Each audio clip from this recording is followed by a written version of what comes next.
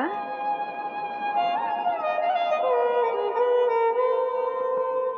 જીવી તો બધાને માયા લગાડીને હાલી ગઈ દીકરા. તેના વિરહમાં આમને આમ ક્યાં સુધી બેઠો રહીશ? સાંજ થવા આવી, જો ઝાલરટાણું થઈ રહ્યું છે. હાલ મારા વાલા, હાલ ઘેર હાલ.